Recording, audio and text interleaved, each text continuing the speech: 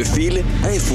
Ici Zach Langlois et voici votre fil d'actualité de l'Association des radios communautaires de l'Ouest et des Territoires. Le gouvernement de la Saskatchewan a annoncé plusieurs initiatives pour améliorer le traitement et le dépistage du cancer du sein mardi. Il compte aussi ouvrir un nouveau centre de santé du sein à Regina. Le centre de santé du sein sera situé au Regina Center Crossing rue Albert et sera géré par l'Autorité de la santé de la Saskatchewan. L'établissement devra ouvrir ses portes durant l'année fiscale 2024-2025. Il regroupera des services tels que l'imagerie diagnostique, des consultations auprès des spécialistes et des chirurgiens, l'information à l'intention des patientes, le soutien et la façon de s'y retrouver dans le système des soins, ainsi que l'accès sur place aux soins post-traitement tels que les thérapies et la réadaptation. Grâce aux efforts combinés de nos médecins, infirmières et équipes de soins, ces actions auront un impact substantiel sur l'amélioration des services de santé du sein depuis la prévention jusqu'au traitement et à la guérison en passant par le suivi diagnostique. C'est ce qu'indique Everett Hindley, le ministre de la Santé, dans un communiqué de presse. En février, la province avait indiqué qu'elle ferait des investissements pour réduire les délais et les annulations d'opérations auxquelles font face des patientes. La docteure Sarah Miller, qui est spécialiste en soins mammaires, mentionne que la création de ce centre de santé du sein est un outil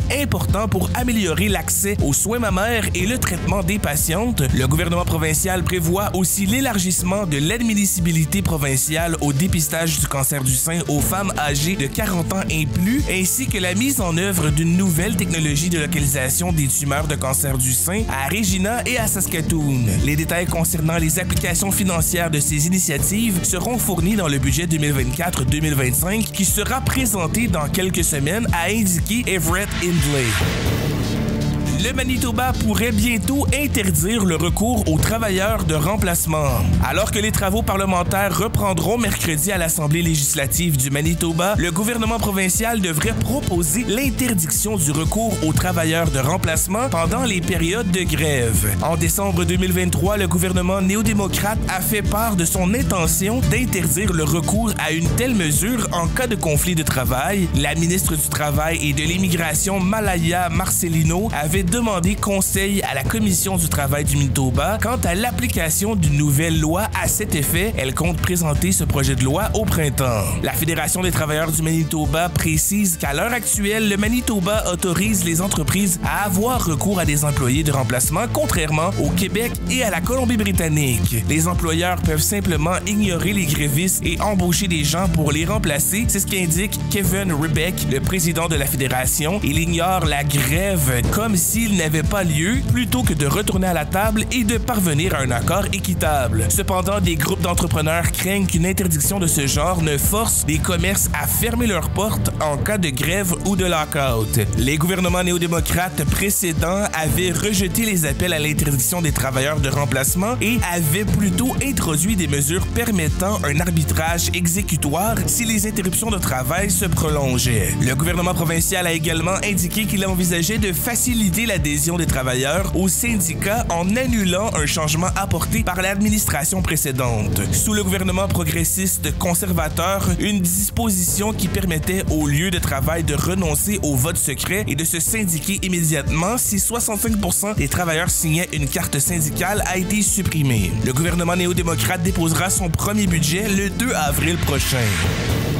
Plus de 22 500 foyers dans des communautés rurales albertaines pourront bientôt avoir accès à une connexion à Internet à haut débit grâce à un investissement commun de 112 millions de dollars des gouvernements albertains et fédéral. L'annonce a été faite mardi dans la nation Siksika à l'est de Calgary par la ministre fédérale du Développement économique rural Goody Hutching et de Nate Globish, ministre provincial de l'Innovation et des Technologies. Tout en soulignant que l'Internet à haut débit est devenu un service de base essentiel, les deux ordres de gouvernement notent cependant que de nombreuses personnes vivant dans des communautés rurales isolées et autochtones n'ont pas accès à une connexion rapide, fiable et abordable. Par conséquent, l'Alberta s'est engagé à assurer une connectivité totale à tous ses habitants d'ici 2027 à travers son programme de connexion à bande large Alberta Broadband. Band Strategy. La stratégie albertaine de connexion à bande large vise notamment à améliorer la culture numérique, à soutenir les moyens de subsistance, à améliorer l'accès à l'éducation, aux soins de santé et au marché mondial. La province investit 390 millions de dollars en 5 ans dans le cadre de ce programme qui est particulièrement destiné aux communautés autochtones enclavées. Le gouvernement du Canada s'est engagé à égaler cet investissement pour porter le montant total à 780 millions de dollars. Les deux ordres de gouvernement ont octroyé jusqu'à présent un montant estimé à 211 millions de dollars à 26 projets couvrant plus de 33 000 foyers dans 223 collectivités. L'Internet n'est plus un luxe, c'est une nécessité. C'est ce que a affirmé la ministre Goody Hutching. À travers ce projet de généralisation de la connexion à haute vitesse, l'Alberta prévoit jusqu'à 1,7 milliard de dollars de croissance annuelle du PIB, dont 5% de croissance dans le seul secteur de l'agriculture grâce à l'adoption de technologies agricoles. Jusqu'à 2000 emplois pourraient être créés à long terme dans le secteur des services dans les communautés rurales. Un cas de rougeole confirmé en Colombie-Britannique. C'est une maladie que l'on pensait disparue en Colombie-Britannique après une dernière épidémie répertoriée en 2019. Toutefois, la fin de semaine dernière, un nouveau cas de rougeole a été confirmé dans la région de Vancouver. Il s'agit d'un enfant de moins de 10 ans qui a contracté la rougeole après un voyage. Selon la Régie de la santé Vancouver Coastal, d'éventuelles expositions à la maladie ont pu avoir lieu entre le 24 février et le 2 mars au Vancouver Airport Hotel de Richmond, en banlieue de Vancouver, ainsi que le 26 février, entre 9h et 13h, à la Société d'assurance automobile de la Colombie-Britannique, située au 5300 numéro 3 Road de Richmond. Il est recommandé aux familles comptant un nourrisson de moins de 1 an, aux femmes enceintes et aux personnes immunodéprimées qui ont été exposées de contacter le service de santé publique local ou la régie de santé. Les personnes non vaccinées et qui ont été exposées le 28 février au plus tard peuvent toujours limiter le risque de maladie en recevant le vaccin contre la rougeole dès que possible. De plus, si les adultes nés avant 1970 ont possiblement eu la rougeole dans leur enfance et sont immunisés, la Régie indique que les personnes nées après 1970 et qui n'ont pas reçu le vaccin contre la maladie sont invitées à surveiller l'apparition de symptômes pendant 21 jours. De leur côté, les responsables de la santé conseillent aux Britanno-Colombiens de garder à jour leur carnet de vaccination et de faire vacciner leurs enfants avant tout voyage. Ces recommandations surviennent à quelques semaines des vacances de mars et dans un contexte où les cas de rougeole sont en hausse ailleurs au pays et dans le monde. La ville de Yellowknife souhaite agrandir sa décharge municipale. Devant le manque d'espace pour la gestion de ses déchets, la ville de Yellowknife souhaite ajouter une nouvelle cellule d'enfouissement à sa décharge municipale. Elle espère ainsi prolonger sa durée de vie d'une dizaine d'années. Le projet, au coût d'environ 6,7 millions de dollars, implique de construire une troisième cellule d'enfouissement appelée cellule C qui consisterait en une structure souterraine en forme de bassin. L'installation actuelle de gestion des déchets solides dispose de 2 cellules d'enfouissement, dont la plus récente a été construite en 2016. Le directeur des travaux publics de la ville, Chris Greencomb, souligne toutefois qu'elle atteindra sa capacité maximale au cours des 2 à 4 prochaines années. La ville a déjà prévu une somme de 2,16 millions de dollars dans son budget approuvé récemment et selon Chris Greencorn, la nouvelle cellule sera construite à l'ouest des 2 cellules existantes et la phase de conception sera achevée cette année. La ville lancera un appel d'offres au courant de l'hiver 2025 et selon un porte-parole de la ville, les travaux devraient ensuite être réalisés au cours des 2 ou 3 années suivantes. La production de déchets par habitant est particulièrement importante à Yellowknife. En 2017, plus de 24 000 tonnes de déchets ont été déversées dans le dépotoir, ce qui représente en moyenne 1100 kg de déchets par habitant selon un plan municipal de gestion des déchets rendu public en 2018. Cette proportion dépasse de plus de 400 kg la moyenne canadienne. Des chiffres actualisés sont d'ailleurs attendus cette année. D'ici à 2030, la ville s'est fixé comme objectif ambitieux de faire passer la production annuelle de déchets par habitant à 500 kg.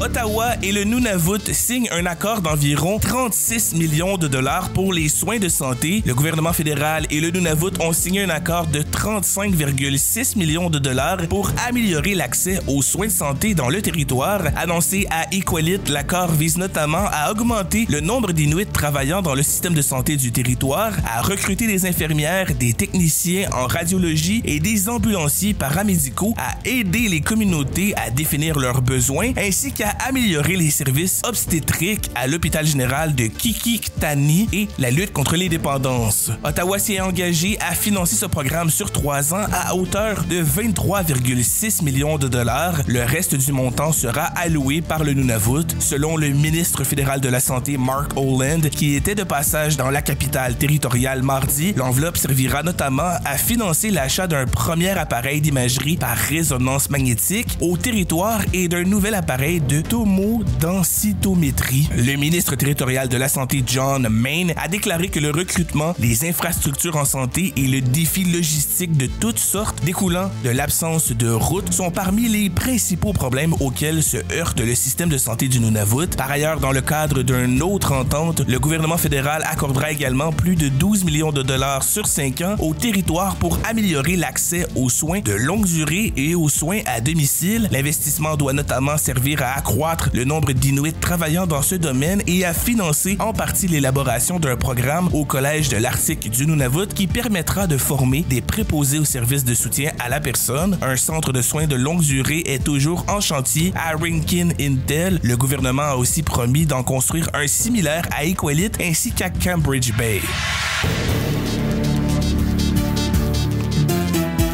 Le fil sportif. L'équipe Saskatchewan gagne sa 3e partie consécutive lors du Brier 2024. Pour cette 3e journée de compétition au Brier 2024, la Saskatchewan obtient une 3e victoire en autant de parties, cette fois-ci devant l'équipe albertaine du capitaine Kevin Coe. Dans une partie serrée, l'équipe de Mike McQueen a remporté avec un résultat de 6-5. Selon le capitaine de l'équipe, cette 3e victoire consécutive est un bon signe pour le reste de la compétition. Une compétition de planche à neige attire une vingtaine d'adeptes à Saskatoon. Le temps hivernal et les rafales qui ont dépassé les 50 km/h n'ont pas su arrêter la vingtaine d'adeptes de planche à neige à la compétition amicale de la Saskatchewan Snowboard. Tous ont offert un spectacle de prouesse et ils devaient utiliser les structures de métal et réaliser différentes figures dans les airs. Andrei Burakovsky tranche en faveur du Kraken qui défait les Jets 4-3. Andrei Burakovsky a inscrit le filet victorieux en avantage numérique avec 2 minutes 39 à écouler en 3e période et le Kraken de Seattle a vaincu le Jets de Winnipeg 4-3 mardi. Après que l'attaquant des Jets Mason Appleton eut bloqué un tir, Burakovsky a récupéré la rondelle et a battu Connor Leboeck avec un tir au-dessus de la mitaine. Kyle Connor, Adam Laurie et Nino Niederreiter ont répliqué pour la formation du Manitoba. Appleton s'est fait complice de 2 buts et Leboeck a repoussé 20 lancés. Avec une mention d'aide, l'attaquant des Jets, Mark Scheifele, a atteint le plateau des 700 points dans la Ligue nationale de hockey, lui qui disputait un 778e match en carrière. Sluchinski mènera l'équipe albertaine au championnat canadien de curling masculin. Le quatuor mené par Aaron Sluchinski représentera l'Alberta au championnat canadien de curling masculin connu sous le nom de Brier qui s'ouvre vendredi à Regina en Saskatchewan et qui se poursuivra jusqu'au 10 mars. Pour la première fois en 26 ans, l'équipe qui représentera l'Alberta au Brier ne portera pas le nom de Butcher, Coe, Martin ou Fairby. Aaron Sluchinski a surpris Kevin Coe en finale du championnat albertain de curling masculin. Le quatuor de Sluchinski, en provenance du club de curling Deirdre, fera partie des 18 en lice au Brier qui commencera vendredi à Regina en Saskatchewan.